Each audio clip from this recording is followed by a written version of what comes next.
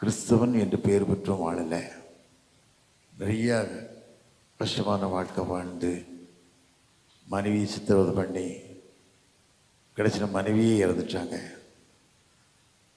மனைவி இறந்த பிறகு தான் அவருடைய வாழ்க்கை தெரிஞ்சுது. தான் ஒரே மகளை எப்படி காப்பாற்ற போகிறோம், எப்படி வழிநடத்த போகிறோம் அப்படின்னு நினச்சார். நினச்சி இயக்கமாக இருக்கும்போதே அவர் அப்படியே இடுப்புக்கு கீழே செயல்படலை, அப்படியே கீழே விழுந்துட்டார். கீழே விழுந்துட்டு யோசித்து பார்த்தாரு, என் மனைவி செய்த துரோகம்தான், என் மனைவியை நான் துன்பப்படுத்த துரோகம்தான் எனக்கு ஒரு கஷ்டத்தை ஏற்படுத்தின்னு சொல்லி நினைச்சார். நடக்க முடியல, கொள்ள முடியல. ஒரு நாள் இரவு 12 மணி இருக்கும். 12 மணிக்கு ஒரு உடம்பை அப்படியே உடம்பை இழுத்து நடக்க முடியாது. தவண்டு தவண்டு தவண்டு தவண்டு இந்த மாதிரி பிரம்மாண்டமான ஆலயம் திருவெல்லாம் கிடந்து அந்த ஆலயத்தை மட்டில் போய் நின்று அந்த ஆல்டரை பார்த்தாரு. ஆல்டரை பார்த்து ஆலயத்தில் பாவங்கள் எல்லாம் அழிக்கிட்டார். நெஞ்சாங்கடியா குப்புற விழுந்து அன்றைக்கு மன்றாடினார். அந்த நிமிஷமே விடுதலை ஆகி சொன்னார். இன்னைக்கு அநேக மக்கள் பாவத்தின் வஞ்சனையால கிறிஸ்தவங்கள வாழ்றாங்க. உண்மை இல்லாத வாழ்க்கை, ஒரு ஃபார்மாலிட்டியான வாழ்க்கை. ஏதோ ஆலயத்துக்கு போனோம், மாதம் 500 ரூபா சந்தாவை கொடுத்தோம், மெம்பராக இருந்தோம், அப்படி இருக்கோம், கம்யூனியன் வாங்கினோம், வாழ்ந்துக்கிட்டு இருக்காங்க. ஒரு வாழ்க்கை தேவனுக்கு பிரியமான வாழ்க்கையாக இருக்கணும். அதை தான் ஆண்டு விரும்புகிறார். வேதத்தில் வாசிக்கிறோம், நீதிமொழிகள் 28:20 வாசிக்கும் போது உண்மையுள்ள மனுஷன் பரிவரமான ஆசீர்வாதத்தை பெறுவார். ஐஸ்வர்யன் ஆகிறதுக்கு தீவிக்கிறோன்னா ஆக்கிரைக்கு தப்பா. இன்னைக்கு ஐஸ்வர்யம் ஆகணும், பணம் சம்பாதிக்கணும். பணம் எந்த மனுஷனையும் வாழ வைக்காது, எந்த மனுஷனையும் வாழ வைக்காது. அவனுடைய அன்பு தான். வேதத்தில் வாசிக்கம் இல்லை. நீதிமொழிகள் 10:22 வாசிக்கும் போது கர்த்தரின் ஆசீர்வாதமே ஐஸ்வர்யத்தை தரும், வேதனை கூட்டார். வேதனை இல்லாத வாழ்க்கை வேணுமா? நிறைய பெற்றோர்கள் சீரில்லை, பிள்ளைகளை சீரான முறையில் வளர்க்கலை, சீரான வளையல் வளர்க்கலை. எங்கள் வீட்டில் 2 நாளாக ஒரு மகள் வந்து வேலை செய்கிறா. 2 நாளாக வேலை செய்கிறா. வேலைக்கு வந்து சேர்ந்துருக்கா. அவளுக்கு 12 வயசு பெண்ணு, 12 வயசு பெண்ணு. புருஷன் தவறான வழியில் போயிட்டார்.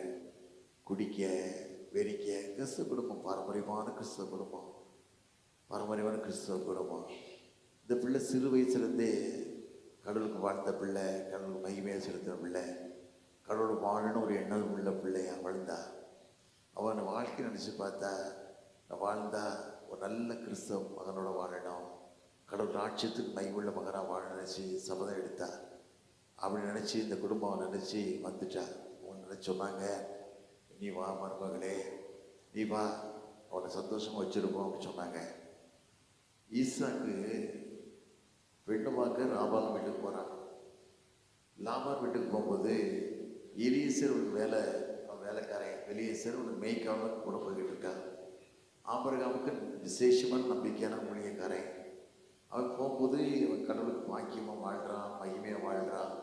வேதத்தில் வாசிக்கிறோம். ஆதியாகமம் 24:35 வாசிக்கும் போது எஜமான் செல்வ சீமானாக இருக்கார். செல்வ சீமான் சொல்லி சாட்சி கொடுக்கான். சாட்சி கொடுத்து போகிறான். ஆனால் ஈசாக்கு பாருங்க, தேவனுக்கு பிரியமான மனுஷனை வாழ்ந்தான், பிரியமான மனுஷனை வாழ்ந்தான், தேவனுக்கு வாழக்கூடிய மனுஷனை வாழ்ந்தான். வேதத்தில் வாசிக்கும் ஆதியாகமம் 26:12 வாசிக்கும் போது ஈசாக்கு தேசத்திலே விதைத்தான். கர்த்தரவனை ஆசீர்வதித்தபடினாலே 100 மடங்கு பலன் பெற்றான். கர்த்தரவனை ஆசீர்வதித்தபடினாலே அப்படி வாழ்ந்தான். வாழ்ந்து கடவுள் மகிமையை வாழ்ந்ததுனால தியானம் பண்ணான். வேதத்தில் வாசிக்கிறோம். ஆதியாகமம் 24:63 வாசிக்கும் போது மாலை ஈசாக்கு. சாராளுக்கு 89 வயசு. ஆபிரகாம் சாராளுக்கு 10 வயசு தான் வித்தியாசம். வயதான காலத்தில் பிறக்கிறான். அது மாத்திரம் இல்லை, சாராள் மரிச்சு போயிடுறா. சாராள் 127 வயசு இருக்கும்போது சாராள் மரித்து போயிடுறா. சாராளுக்கு ஆபிரகாம் புலம்பி அழுகுறான். அவ்வளோ புண்ணியமாக வாழ்ந்த பிள்ளைகள். அவன் நினைக்கா, என் தகப்பனுக்கு வருங்காலத்தில் ஒரு ஆதரவாக வேணும் அப்படிப்பட்ட மருமகள் வேணும் ஜெபிச்சான். ஜெபித்ததுனால ஜெபித்து எழுதி பார்க்கும்போது எலியேசர் தூரத்துலேருந்து அழைச்சிட்டு வரான். ரெபேக்கா தூரத்தில் வரும்போதே தூரத்தில் மனுஷனை பார்க்க, அது யாருன்னு கேட்க, அது எஜமான்னு சொன்ன உடனே அப்படி கீழே இறங்கி முக்காடிட்டு கொண்டாடும் விதத்தில் வாசிக்கிறோம். ஒரு கீழ்ப்படிதான வாழ்க்கை. இன்னைக்கு அப்படி கீழ்ப்படி மனுஷன் நிறைய பேர் வாழ்றதில்லை. இந்த குடும்பத்தில் இப்படித்தான் அந்த பிள்ளையை திருமணம் பண்ணிக்கிட்டாங்க. திருமணம் பண்ணி அந்த மகனுடைய தாய் தான் இருக்குது ஒரு கேடு. மகனுடைய தாய் தான் கேடு. நீ அப்படி பழகு, இப்படி பழகு, அப்படி போய் இப்படி போ, பொம்பளை எப்படியும் இப்படித்தான் வச்சிருக்கணும் அப்படின்னு சொல்லி தவறான வாழ்க்கையை சொல்லி கொடுத்து இந்த பையன் தவறாக போயிட்டான். இந்த மகன் சொன்னா, ஐயா நம்ம சரீரம் தேவனுக்கு பிரியமான சரீரம் ஐயா, தேவனோட வாழக்கூடிய சரீரம், தேவனுடைய சாட்சியுள்ள சரீரமாக வாழணும் ஐயா, இப்படி வாழக்கூடாது இவ்வளோ சொன்னா கேட்கல. கடைசியில் ரொம்ப போராட்டம், ஒரே அழுக. கடைசியில் அவர் சொன்னேன், போரான வளம் தவறான வழி, கடவுளுடைய வழிக்கு நீ கடவுளுக்கு கணக்கு கொடுத்து தான் தீருன்னு சொன்னேன். ஆனால் கடைசியில் அவன் என்ன பண்ணிட்டான், சூசைட் பிடிச்சு வந்துட்டான். சூசைட் பிடிச்சதோட மகளுடைய நிலைமை என்ன பாருங்க, 12 வயசு. குடும்பமே அவளுக்கு சொல்றாங்க, நீ வீட்டோடு காலி பண்ணிப்போ, குடும்பத்தோடு காலி பண்ணி. இந்த மகள் தேவனுக்கு பிரியமான மகள், தேவனோட வாழக்கூடிய மகள், தேவன் சாட்சியாக வாழக்கூடிய மகள். வேதத்தில் வாசிக்கவில்லை. நீதிபதிகள் 31:10 வாசிக்கும் போது, குணசாலை சரி கண்டுபிடிப்போரியா, வேறு முத்துக்களை பார்க்க உயர்ந்தது விலையுறந்த முத்து மகள், விலையுறந்த முத்த கடவுள் சாட்சியை வாழ்ந்தா, மகிமையை வாழ்ந்தா, அவனோட போராடி ஜெயிச்சுட்டு இருந்த மகள். குறிப்பிட்ட நிலைமை. நீங்க தேவை குடும்பம் நினைக்கலாம், ஏன் வாழ்க்கையில் இருந்த கஷ்டம், நான் கடவுளுக்கு சாட்சி வாழலையா, கடவுள் மகிமையை செலுத்தலையே, ஏன் குடும்பத்தில் இவ்வளவு வேதனை சொல்லி எண்ணக்கூடிய மக்களாக வாழலாம். கிடைத்த மகளோட வாழ்க்கை ரொம்ப சீரழிஞ்சு போச்சு. சீரழிஞ்சு போச்சு. அவளை துரத்தப்படக்கூடிய நிலைமைக்கு வந்தா. வந்து சபையில் வந்து சொன்னா, பேசின சிறு என்று சொன்னாங்க. சொன்னி என் மக வீட்டில் உனக்கு சேர்த்து வேலை விட்டேன். அவன் சொன்ன, ஏன்னா கடவுள் சாட்சியான வாழ்கிறேன், ஏன் நம் வாழ்க்கையில் இந்த கஷ்டம், ஏந்த கஷ்டம் நினச்சி பார்த்தா ஒரே வந்து சொன்ன ஒரே வார்த்தை, வயசு 32 வயசு, நீ வாழ வேண்டிய வயசு, ஆனால் உன் வாழ்க்கையை கருத்துக்கு மாத்திரம் பரிசுத்தமாக வாழ, பரிசுத்தமாக நீ வாழ்வாயானா உன் மேலே தூசியோட உட்காத மாட்டேன். வாழ்க்கையை கடவுளுக்கு பிரியமான மனுஷன் வாழ. அழிஞ்சு போகிற உலகம், வேதனை நிறைந்த உலகம், கஷ்டம் நிறைந்த உலகம், இந்த வாழ்ற உலக நீ கடவுளுக்கு பிரியமாக வாழன்னு சொன்னேன். ராத்திரியோட நாங்கள் இறங்கின உடனே ஒரு நண்பர் சொன்னார், ஒரு குடும்பத்துக்காக ஜெபம் பண்ணுங்கன்னு சொன்னார். என்னத்துக்குன்னு கேட்டேன். ஒரு நாடக நடிகை ஏதோ சில காரியத்தை பணத்தை ஏமாத்திட்டான். ஏமாத்து கடைசியில் அந்த பெண்ணை கோர்ட்டில் ஒரு மேலே பெர்மிஷன் கொடுத்துட்டா. இவ எல்லாத்தையும் இழந்து கடைசி தவறுலாம் தவறான வாழ்க்கை வாழும்போது மனுஷன் பல விதமான கஷ்டம் வரும், வேதனை வரும். ஒரு வாழ்க்கை தேவனுக்கு பிரியமான வாழ்க்கையாக இருக்கணும். தேவனுக்கு உண்மையான வாழ்க்கை வாழத்தான் விரும்புகிறார். பரிசுத்தம் இல்லாமல் யாரும் தேவனை தரிசிக்கவே முடியாது. அது யாராக இருந்தாலும் சரி, பரிசுத்தம் இல்லாத வாழ்க்கை இல்லை. அவன் கொடுத்த சரீரத்தை தேவனுக்கு பிரியமான வாழ்க்கையை நடத்தணும். அதை தான் ஆண்டு விரும்புகிறார். நீங்கள் அப்படி நிறைய பேர் வாழ்கிறாங்களா? இல்லை. அவனோட வாழ்க்கை நம்ம போடுவடையா. நான் சென்னை சேர்ந்த மனுஷன். என் சொந்த ஊர் தென்காசி பக்கத்தில் சுரண்டை பக்கத்தில் பரங்குண்டாமன் கிராமம். நான் சென்னைக்கு வந்து 67 வருஷம் ஆச்சு. 1968 வருஷம் நான் சென்னைக்கு வந்தேன். சென்னைக்கு வரதுக்கு முன்னால் ரொம்ப கஷ்டம், ரொம்ப வேதனை, சாப்பாடு கிடையாது, ஒன்றும் கிடையாது, தரித்திரமான குடும்பம். என் தகப்பான ஸ்ரீலங்காவில் வாழ்ந்ததுனால இங்கே கஷ்டப்பட்டு வாழலை. ஊருக்கு வந்து இருக்க சொத்துக்களெல்லாம் ஈனக்கரைத்து விட்டு தான் சாப்பிட்டாங்க, வேறு வழி இல்லை. என் தாத்தா அம்மா பெற்ற தகப்பனார் கொஞ்சம் உதவி செஞ்சார். தீள முடியாத கஷ்டத்தில் தான் சென்னைக்கு வந்தோம். சென்னைக்கு வரும்போது யாக்கோபு தன் தகப்பன் தாயை விட்டு தூரமான இடத்துக்கு போகிறான். தூரமான இடத்துக்கு போகும்போது ஒன்றுமே இல்லை, கஷ்டத்தோடு போகிறான். விதத்தில் வாசிக்கிறோம். அதிகாரம் 28:15 வாசிக்கும் போது ஆண்டவர் சொன்ன வார்த்தை, யாக்கோபுக்கு நான் உன்னோடு கூட இருந்து போகும் இடமெல்லாம் உன்னை காத்து இந்த தேசத்துக்கு அவனை திரும்பி வர பண்ணுவேன் சொல்கிறாரு. அந்த வார்த்தையை யாக்கோபு பிடிச்சிக்கிட்டு தேவரே என்னோட கூட இருந்து நான் போன இடமெல்லாம் என்னை காத்து என் தகப்பன் தேசம் திரும்பி வர பண்ணுவினானா என் சம்பாத்தியம் தசமகத்தை கொடுப்பேன்னா சாட்சி கொடுத்து மகிமையை வாழ்ந்தான். கர்த்தர் வழி நடத்தினார், பாதுகாத்தார், பலப்படுத்தினார்.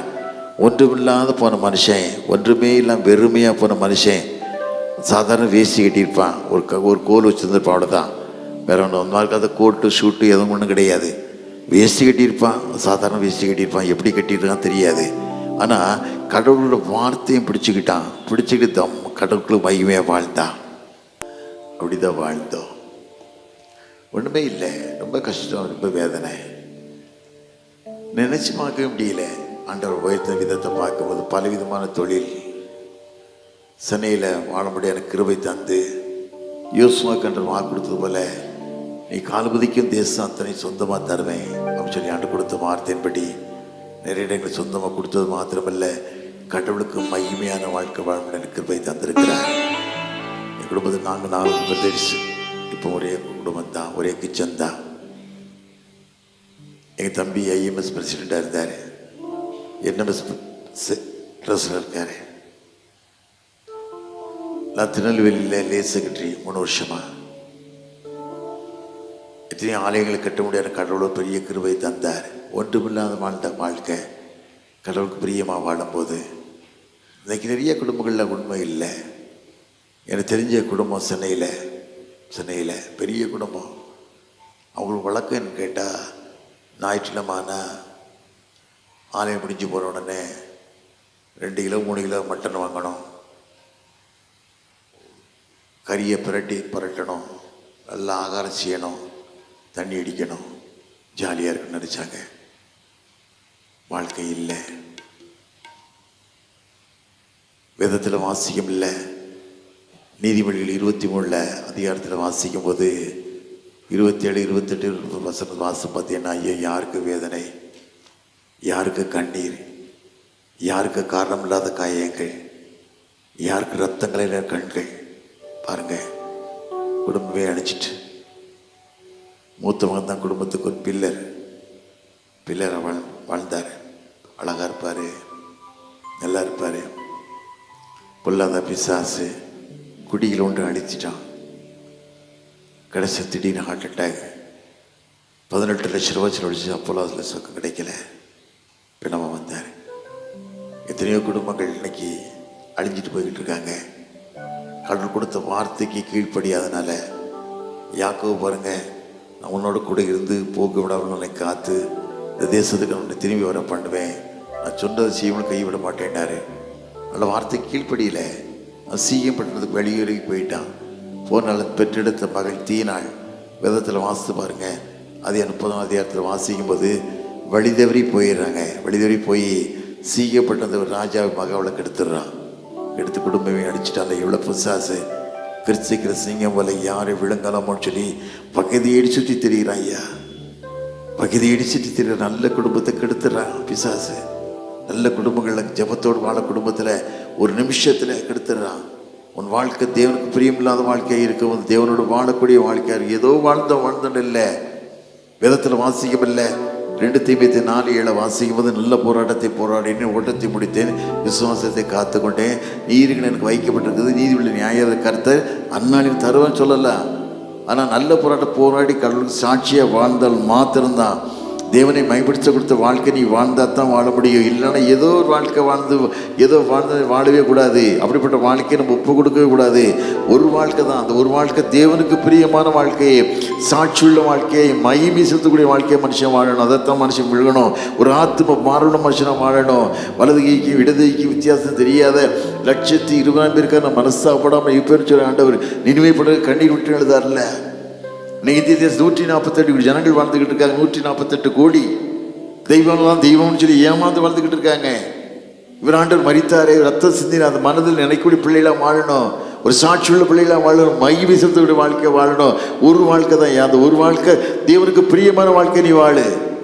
என் குடும்பத்தை சாபம், என் குடும்பத்தை கஷ்டம், ஏன் வட்டி, ஏன் கடன், உன் வாழ்க்கை தேவனுக்கு பிரியமில்லாத வாழ்க்கை நீ வாழும்போது ராயனுக்கு தேவனுக்கு செலுத்துன்னு விதத்தில் வாசிக்கிறோம். நீ தேவனுக்கு செலுத்த வேண்டிய கடமையை செய்றியா? தேவனுடைய வாழக்கூடிய வாழ்க்கை நீ வாழ்ந்துக்கிட்டு இருக்கியா? அதை தான் ஆண்டு விரும்புகிறார். ஒரு வாழ்க்கை தேவனுக்கு பிரியமா வாழணும். வேதத்தில் வாசிக்கும் போது நீதி சங்கீதம் 16:8 எடுத்து வாசித்து பார்த்தீங்கன்னா தாவீது சொல்றான், கர்த்தரை எப்பொழுது எனக்கு முன்பாக நான் வைத்திருக்கிறேன், அவர் என் வலது பாசி இருக்கிறபடியா நான் அசைக்கப்பட முடியல சொல்றான். ஒரு அசைக்க முடியாத வாழ்க்கை வேணும்னு சொன்னா ஒரு வாழ்க்கை தேவனோடு வாழக்கூடிய வாழ்க்கையா இருக்கணும். ஒரு சாட்சியுள்ள வாழ்க்கையா இருக்கணும். மகிமை செலுத்தக்கூடிய வாழ்க்கையை வாழும்போது கர்த்தர் ஒரு நாள் உன்னை கைவிடவே மாட்டார். நான் நிறைய இடத்துல ரொம்ப வேதனையா இருப்பேன். திருச்சபைக்குடைய காரியம் நினைச்சு போக்கும்போது ரொம்ப வேதனையா இருக்கும், ரொம்ப கஷ்டமா இருக்கும். ஆனால் ஆண்டவர் சொல்லுவாரு, பயப்படாத, நான் உனக்கு துணை நிற்பேன், என் நீதியின் வலத்தில் உன்னை தாங்குவேன். அது மாத்திரமல்ல, திருச்சபை ரத்தத்தை சம்பாதிச்ச திருச்சபை யார் ஒரு ஐயர்வாளோ ஒரு என்ன மாதிரி லேசகட்டியோ ஒரு பிஷப்போ ஒரு மாடலிட்ட சிலுவைக்கு போகலை. ஆண்டவர் தான் சிலுவைக்கு போனார். ஆண்டவர் சிலுவைக்கு போனார். நீ அதை மனசு நினைக்கணும். ஆண்டவர் நம்ம ரத்த காயத்தை நமக்கு எத்தனை பாடலும் பட்டார். அத்தனை காடு 40க்கு 1 குறைய 39 அடிக்கப்பட்டு முதுகெல்லாம் உழப்பட்ட நிலம் போல மாறியாச்சு. ஏன்?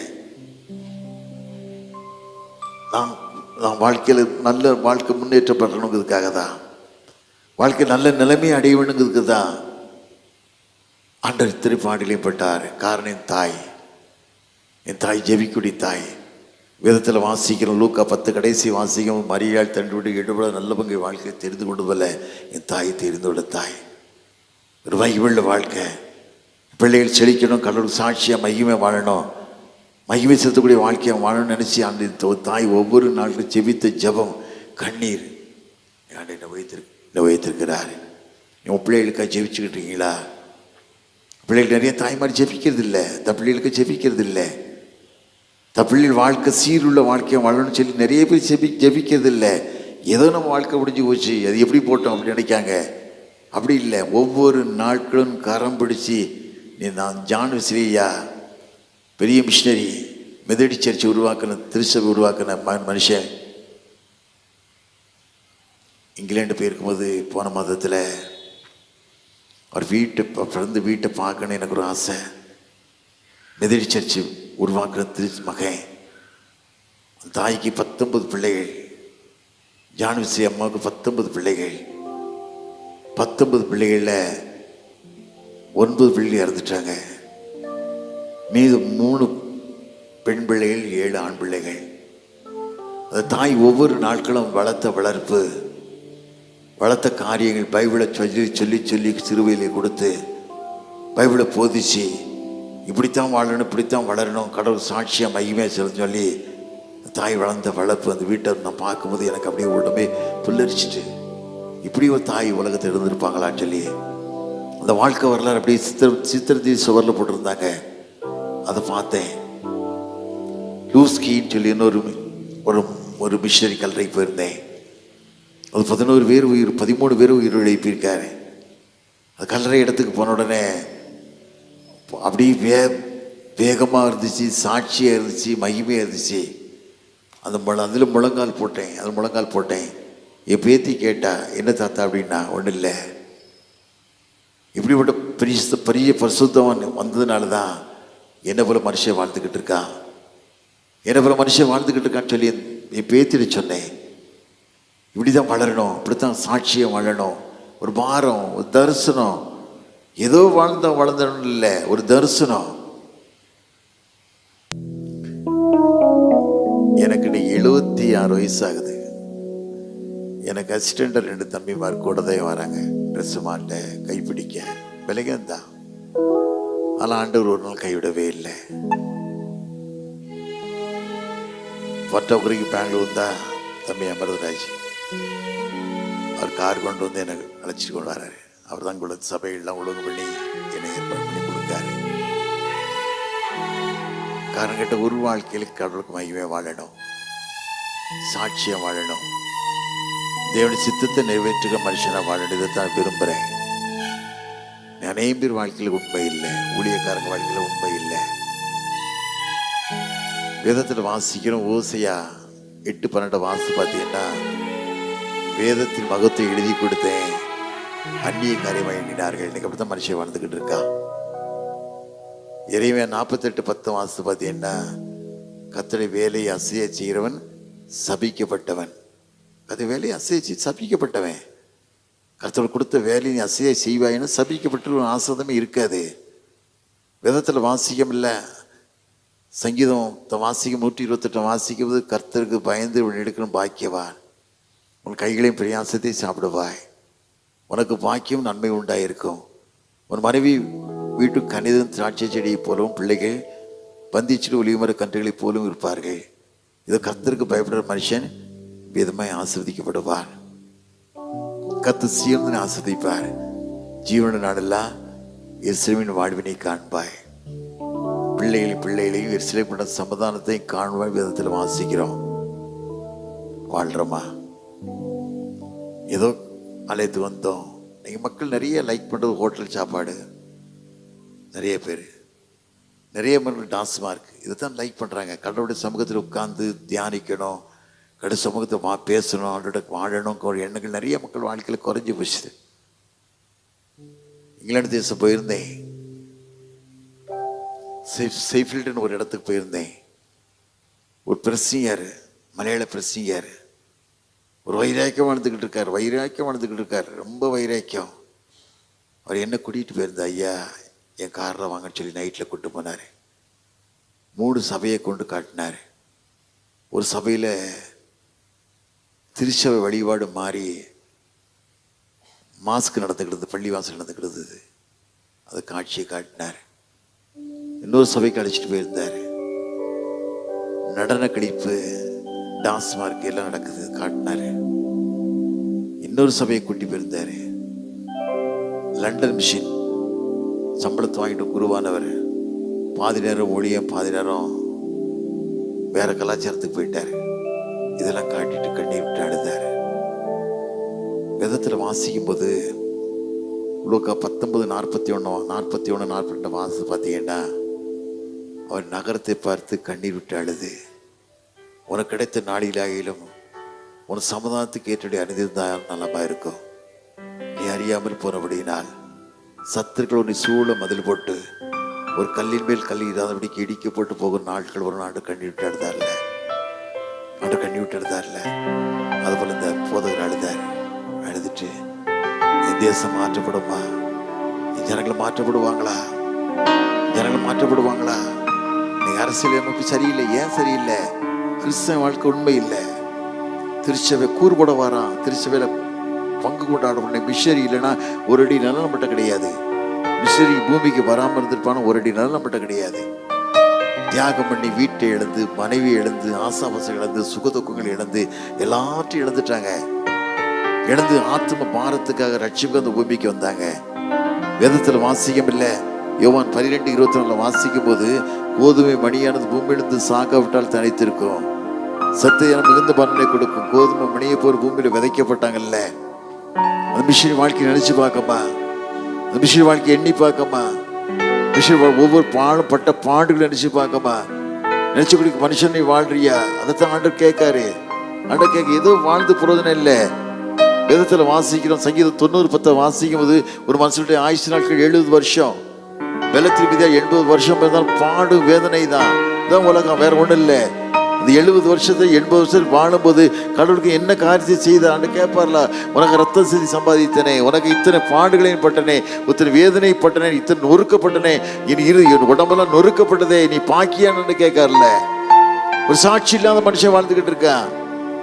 வேதத்துல வாசிக்கும் போது யூதாசு 30 வெள்ளிக்காசு தான் காட்டி கொடுத்தான். 30 வெள்ளிக்காசு. வேதத்துல வாசிக்க மத்தேயு 26:15 வாசிக்கும் போது, நான் அவர் உங்களுக்கு காட்டி கொடுக்கேன், நீ எனக்கு என்ன கொடுப்புன்னு கேட்டான். அவர் உனக்கு காட்டி கொடு, என்ன கொடுப்புன்னு கேட்டேன். 30 வெள்ளிக்காசு தரேன்னாங்க. 30 வெள்ளிக்காசு கொடுத்தாங்க. 30 வெள்ளிக்காசு அவனை வாழ வச்சுதா? வாழ வைக்கல. வேதத்துல வாசிக்கிறோம். மத்தேயு 27:4 வாசிக்கும் போது, அந்த வெள்ளிக்காசு தேவாலயத்தை கொண்டு விட்டெறிதான்.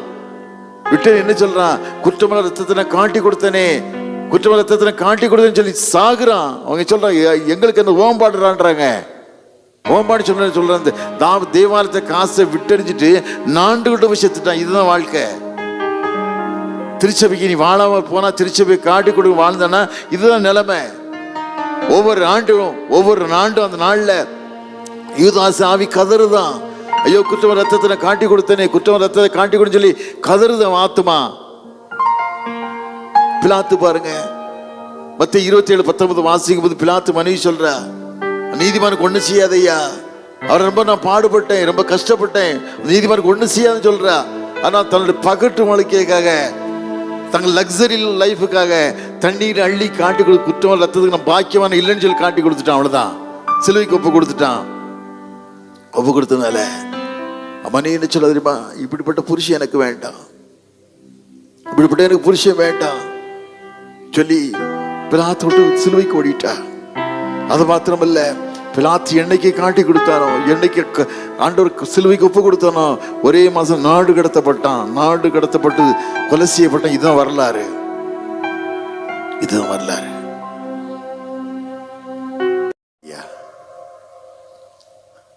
அப்போஸ்தலர் 5 வாசித்து பாருங்களேன். முதல்ல அனனியா சப்ரான் 2 பேர் இருக்காங்க, புருஷன் மண்டாட்டி தான்.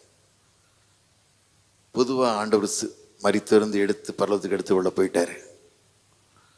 திருச்சபை விருச்சி அடைஞ்சிக்கிட்டே வருது. பவுல் பிரசங்கம் பண்றாரு. அப்போஸ் 2:41 வாசிக்கும் போது 3000 பேர் கூடப்பட்டாங்க. அப்போஸ் 4:7 வாசிக்கும் போது 5000 பேர் கூடப்பட்டாங்க. சபை விருத்தி அடைஞ்சிட்டு வருது. சொத்துக்கெல்லாம் விற்று கொண்டு பொதுவாக கொண்டு வைக்கிறாங்க, பொதுவாக விற்கிறாங்க. பேதுரு பாதத்திலிருந்து வைக்காங்க. அன்னியா சபல் புருஷன் மனைவி இப்படி ஒரு பட்டணத்தில் வாழ்ந்துருப்பாங்க. அவங்கள இடத்த கொண்டு விற்காங்க.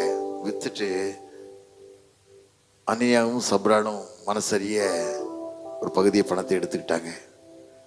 எடுத்துட்டு பேதுட்ட கொண்டு வைக்காங்க. பேதுரு கேட்காரு, சொத்து இவ்வளோ தான் விற்றீங்களாடான்னு கேட்காரு. ஆமாங்க சொல்கிறா. அப்போ கேதுரு கேட்க, சொத்து யாருடையது? உங்களது தான். வித்த பணம் யாருது? உங்களுக்கு தான். ஏன் அதில் வஞ்சித்து வைக்க, ஏன் போய் சொல்லன்னு சொன்ன ஒரு வார்த்தை, அவ்வளோதான். இந்த வார்த்தை கேட்க உடனே அனனியா கீழே செத்து போயிட்டார்.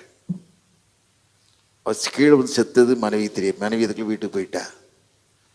3 மணி நேரம் கழிச்சு உள்ள வாரா, சப்ரால் உள்ள வாரா. அவன் பேதுரு கேட்கான், சொத்தை இவ்வளோ தான் விற்றீங்களான்னு கேட்கான். அவளும் போய் சொல்கிறா. புருஷன் மனைவியாக போய் சொல்லி ஏன்டா அப்படி பிறந்தீங்கன்னு ஒரு கேள்வி தான் கேட்டான். உங்கள் சொத்தை நீங்களே விற்றுக்கீங்க, கடவுள் சம்மதி ஏன் போய் சொல்கிறீங்க, ஒரே வார்த்தை தான் கேட்டான். கேட்டு என்ன சொன்னான், புருஷன் அடக்கம் பண்ண காலையில் வீட்டில் 3 மணி நேரம் ஆச்சு, வீட்டில் புருஷன் எடுத்து 3 மணி நேரம் ஆச்சு, காலையில் வீட்டுக்குள்ளே வரலையே, இதுக்குள்ளேயே போய் சொல்லிட்டியேன்ட்டு கேட்டான். இந்த வார்த்தை கேட்ட உடனே அப்படியே கீழே செத்துட்டா. இதுதான் இன்னைக்கு அப்படி நட்பு நடக்கும்னு சொன்னால், திருச்சுவ சொத்தை இவனும் திருட மாட்டான், திருச்சபத்தை கூறு போட மாட்டான் இவனும். என்கிட்ட திருச்சபை சொத்தை கூறு போடுறதும் ஈஸியாக நினைக்கான். ஒன்று கூறு போட்டுறாண்டவர். திருச்சபை சொத்தை விற்று சாப்பிட நினச்சி சொன்னால் சந்தை தெருக்கு வந்துடும். அதுதான் வாழ்க்கை. கொடுத்து பழகு. வேதத்தில் வாசிக்கவில்லை. அப்போ சரி 20:34 வாசிக்கும் போது பரிசுத்த பவுல் என்ன சொல்கிறாரு, எனக்கும் என் கூட வந்தவங்களுக்கும் என் கைகளே வேலை செஞ்சுதுங்காரு. வாங்குவதை பார்க்கணும், கொடுப்பது பாக்கினார். அப்படிப்பட்ட வாழ்க்கையை நம்ம ஒப்பு கொடுக்கணும். ஒப்பு கொடுக்கறது மாத்திரமில்ல, உண்மையாக வாழுங்க. உங்கள் பிள்ளைகள் ஆஸ்வதிக்கப்படும், சந்ததிகள் ஆஸ்வதிக்கப்படும். ஒன்றும் வாழ்ந்து எனக்கு போட செருப்பு கிடையாது, நல்ல சாப்பாடு கிடைக்காது, யாராவது இட்லி கொடுத்தாலும் பாக்கில சாப்பிடுவேன், அப்படி பண்ண வாழ்ந்த மனுஷனை ஆண்டு எவ்வளோ வயத்துக்கா தெரியுமா? 3 ஸ்கூலு சென்னையில் 4000 பிள்ளைகள் மேலே படிக்கிறாங்க. 5 பெட்ரோல் பங்க், சோப்பு கம்பெனி, ஈசோப் சோப்பு கம்பெனி, டிஎஸ் பொடி கம்பெனி, டிஎஸ் மசாலா, எத்தனையோ தொழில், டிஎஸ் பெருங்காயம், என்னைக்கு வழக்கம் தொழில். ஏன் கடவுளுக்கு வாழும்போது உலகத்துக்கு ஒன்றும் கொண்டு வந்ததில்லை, கொண்டு போப்பதில்லை. இதை மனசில் வச்சு வாழுவோம். கர்த்தர்களை ஆஸ்வதிக்கட்டும். தலையில் தாழ்த்தி ஜெபம் பண்ணுவோமா? குடும்பங்களுக்கு ஜெபம் பண்ணுங்க. சரியத்தை எத்தனை பிள்ளைகள் இருந்தால் ஆண்டவருக்கு விடுதலை தரப்போகிறார். சரித்திர வேதனை தான் தரப்போகிறார். ஆகாரின் கண்ணீரை கண்டு கர்த்தர் உன் கண்ணீரை பார்க்கிறார். வைதோவிய காலத்தில் பேர் வாழலாம், கஷ்டப்படலாம். உன் பலவீனத்தின் பலன் பரிவனமாக விளங்கு சொன்ன தெய்வம் நீ வாழ்க்கையில் விடுதலை தரப்போகிறார். நல்ல தகப்பனே, காலை வேளைக்கு நமக்கு நன்றி ராஜா. அடியான மறைத்து வெளிப்பட்டுங்கப்பா. அந்த திருச்சபைக்கு நன்றி ராஜா. திருச்சபைக்கு வருகிறோம், ஆயரியாக்கு வருகிறோம், திருச்சபை பிள்ளைகள் செக்ரட்டரி, பிரசிடென்ட், பொருளாளர், கமிட்டியாக ஒவ்வொருக்கும் வருகிறோம் சாமி. நன்றி ராஜா. சரீரத்தையும் ரத்தத்தையும் உட்கொள்ள போகிறோம். மை போல மாற எங்களை ஐயப்படுத்திக் கொள்ள கிருபை தாங்க. மீதியான காரியத்தை பொருட்படுத்திக் கொள்ளுங்க. இயேசுவே நாமத்தில் ஜெயம் எடுக்கிற நல்ல பிதாவே, ஆமென்.